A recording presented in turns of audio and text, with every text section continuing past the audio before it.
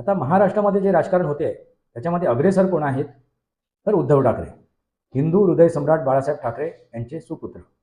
त्यांना सुपुत्र म्हणावं की कुपुत्र म्हणावं हे तुम्ही ठरवा.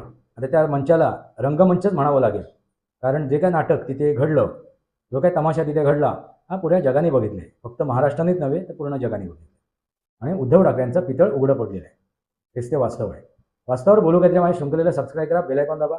माझे विचार पड असेल लाईक करा, आपले विचार कमेंट बॉक्सला मांडा.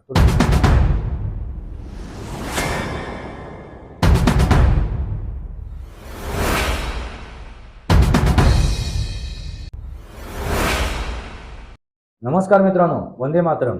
वास्तवावर बोलू काहीतरी शृंखलेमध्ये पुन्हा एकदा आपलं स्वागत. मी आपला मित्र राजेश वासंती सामाजिक व्यवस्था. मित्रांनो, आता जे तुम्ही बघताय महाराष्ट्राच्या राजकारणात, ते काय राजनीती आहे, ते काय राजकारण आहे, तर प्रभू रामचंद्रजी यांचा उल्लेख करून, प्रभू रामचंद्रांच्या त्या मंदिराचा उल्लेख करून, त्या चोरीचा उल्लेख करून इथे राजकारण केलं जाते. आणि फक्त महाराष्ट्रातच का नाही मित्रांनो, देशभरात हे राजकारण चालू आहे. पण महाराष्ट्रातल्या राजकारणाबद्दल मी आज तुमच्यासमोर काही विषय मांडणार आहे, काही मुद्दे मांडणार आहेत. आता महाराष्ट्रामध्ये जे राजकारण होते त्याच्यामध्ये अग्रेसर कोण आहेत तर उद्धव ठाकरे, हिंदू हृदय सम्राट बाळासाहेब ठाकरे यांचे सुपुत्र. त्यांना सुपुत्र म्हणावं की कुपुत्र म्हणावं हे तुम्ही ठरवा. हिंदू हृदय सम्राट, त्यांच्या हिंदू हृदय सम्राटमधून हिंदू वगळला गेला होता आणि फक्त हृदय सम्राट ठेवलं होतं. एका ठिकाणी तर जनाबे बाळासाहेब ठाकरे, म्हणजे बघा किती परिवर्तन झालं होतं त्यांच्या विचारधारेमध्ये. मित्रांनो, बाळासाहेबांची विचारधारा काय होती तर हिंदुत्वच हेच राष्ट्रीयत्व. त्या हिंदुत्वच हेच राष्ट्रीयत्वाला बगल देऊन उद्धव ठाकरेंनी राजकारण सुरू केलं. कोणाचं लांबून चलन करण्यासाठी, कुठल्या मतदारांवरती त्यांचा डोळा होता तर मुसलमान. आता हे करण्यासाठी त्यांनी जे काय आपल्या वडिलांची विचारधारा होती ती बासनात बांधली, त्याला मोठमाती दिली. हे तुम्ही सर्व पाहिलंच असाल. मित्रांनो, हेच ते आता उद्धव ठाकरे, त्यांना आता पुळका आला आहे, तो म्हणजे हिंदुत्वाचा. त्यांना पुळका आला आहे सनातनचा, त्यांना पुळका आला आहे रामचंद्रांचा. हेच ते उद्धव ठाकरे काय म्हणत होते, जय श्रीराम जय श्रीराम काय बोलताय, हरामखोर हरामखोर. म्हणजे बघा, हराम इथपर्यंत ते गेलेत.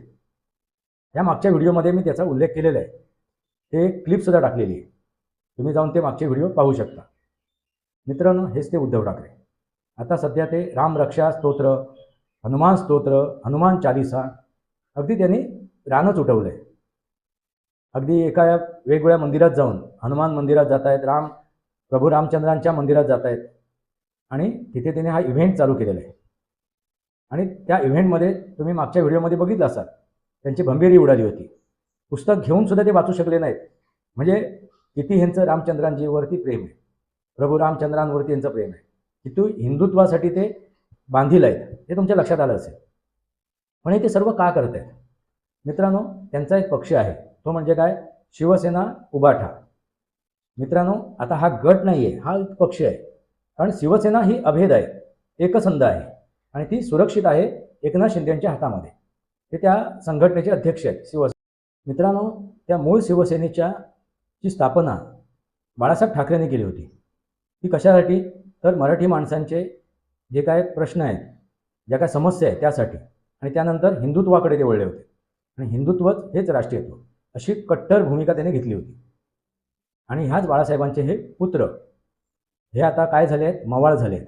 कोणासाठी, राजकारणासाठी, खुर्चीसाठी, लक्षात आलं का, आपलं राजकीय भवितव्य टिकवण्यासाठी, आपल्या मुलाचं म्हणजे आदित्य ठाकरेचं भवितव्य टिकवण्यासाठी. त्यासाठी हे सगळं राजकारण चालू आहे. आता महाराष्ट्रात तर निवडणुका नाही आहेत. तुम्ही म्हणाल हे सर्व त्यांनी का पसारा मांडला आहे, हे सर्व ते का करत आहेत. महाराष्ट्रात तर राजकारण निवडणुका नाही आहेत. अगदी केंद्राची निवडणूक म्हणजे लोकसभेची निवडणूक, विधानसभेची निवडणूक आणि नगरपालिकेची निवडणूक या सगळ्या झालेल्या आहेत. छोट्या मोठ्या निवडणुका सगळ्या झालेल्या आहेत. मग आता हे रान का उठवत आहेत, काय यांच्यामागे त्यांचं काय कारण आहे, याच्यामागे काय षडयंत्र आहे, काय राजकारण आहे, हे आज आपल्याला समजून घ्यायचे. मित्रांनो, आताच येत्या या काळामध्ये म्हणजे 4-5 महिन्यानंतर उत्तर प्रदेशमध्ये विधानसभेच्या निवडणुका आहेत. आणि या विधानसभेच्या निवडणुकामध्ये आपलं एक नशीब आजमावण्याचा हे उद्धव ठाकरे प्रयत्न करत असणार. त्यामुळे ते इंडिया आघाडीचे घटक दल आहेत. मग ते अखिलेश यादवकडून काही जागा मागून घेतील आणि जर नाही दिल्यात तर ते एकटे लढतील, स्वतंत्र लढतील. आता प्रियंका चतुर्वेदी ही एक उत्तर प्रदेशची नेत्री त्यांच्यासोबत आहे, किंवा उत्तर प्रदेशचे अनेक नेते त्यांच्यासोबत आहेत. त्यांनी हा एक त्यांच्याकडे गळ घातली असेल, इच्छा प्रकट केली असेल की येणाऱ्या विधानसभेच्या निवडणुकीमध्ये आपण उत्तर प्रदेशमधून आपले उमेदवार उतरवायचे. यापूर्वीसुद्धा त्यांनी उत्तर प्रदेशमधून उमेदवार उतरवलेले आहेत. मग हीच विधानसभेची निवडणूक डोळ्यासमोर ठेवून जे अखिलेश यादव आता त्या प्रभू रामचंद्रांच्या नावाचा उल्लेख करून, त्या मंदिराचा उल्लेख करून, त्या चोरीचा उल्लेख करून रान उठवत आहेत, अगदी दंड ठोपटून उभे राहिलेले आहेत. त्याच्यावरती त्यांनी बरेच आरोप केले आहेत योगी आदित्यनाथांवरती. आता ह्याचाच धागादौरा धरून हे उद्धव ठाकरेसुद्धा उत्तर प्रदेशमधून निवडणूक लढवण्यासाठी इच्छुक आहेत हे समजून आलेलं आहे. आणि ह्यासाठीच त्यांनी हा सगळा प्रकार महाराष्ट्रामध्ये सुरू केलेला आहे की आमचं किती प्रभू रामचंद्रांवरती प्रेम आहे, आमचं हिंदुत्व किती मजबूत आहे, कट्टर आहे, आणि या हिंदुत्वासाठी आम्ही काही करू शकतो. आणि हे भारतीय जनता पार्टीची प्रभू रामचंद्र नाही आहेत, ते नरेंद्र मोदीजींचे प्रभू रामचंद्र नाही आहेत, ते अमित शहाचे नाही, ते देवेंद्र फडणवीसचे नाही आहेत, ते आमचे सुद्धा आहेत.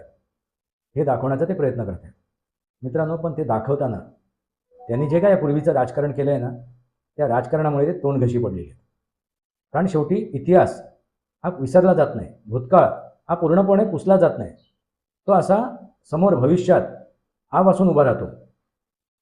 तो भूतकाळामधील राक्षस तो थैमान घालतो, आणि तोच भूतकाळातील राक्षस त्यांनी केलेली विधानं हिंदूंबद्दल, त्यांनी भगव्याबद्दल केलेली विधानं, त्यांनी रामचंद्रांजीबद्दल केलेली विधानं घेऊन त्यांच्यासमोर उभा आहे. त्यांना काय वाटलं की आपण हे असं राजकारण केलं रामचंद्राजीचं, आणि आपण जर उत्तर प्रदेशमध्ये निवडणूक लढवल्या त्या इंडिया आघाडीमधून, किंवा आपण वैयक्तिक, तर आपण हे जिंकू शकतो, ही निवडणूक जिंकू शकतो, आपले उमेदवार निवडून आणू शकतो. हा त्यांचा तो भ्रम आहे मित्रांनो. हे का चाललं आहे? तर राजकारणासाठी, स्वतःचा मतलब साधण्यासाठी, तो स्वार्थ साधण्यासाठी. मित्रांनो, तुम्ही राजकारण करा, तुमची सत्ता प्रस्थापित करा, सत्ता मिळवण्यासाठी, तुमचं राजकीय भवितव्य टिकवण्यासाठी तुम्ही जर इच्छुक असाल, तुमची महत्त्वाकांक्षा असेल, पण ती पूर्ण करण्यासाठी तुम्ही रणनीती आखा, ना की षडयंत्र.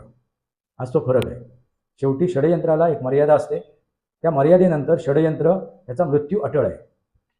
हेच ते वास्तव आहे मित्रांनो. हे वास्तव तुमच्या लक्षात आलंच असेल.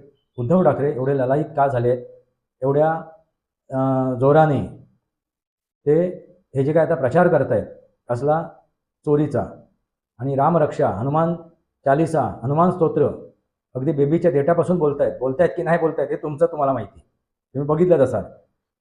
तो सभास्थानी सगळे जमले होते, त्या मंचावरती सगळे जमले होते. आता त्या मंचाला रंगमंचच म्हणावं लागेल, कारण जे काय नाटक तिथे घडलं, जो काय तमाशा तिथे घडला, हा पुऱ्या जगाने बघितले. फक्त महाराष्ट्रानेच नव्हे तर पूर्ण जगाने बघितले. आणि उद्धव ठाकरेंचा पितळ उघडं पडलेलं आहे. हेच ते वास्तव आहे. वास्तवावर बोलू काहीतरी माझ्या शृंखलेला सबस्क्राईब करा, बेल आयकॉन दाबा.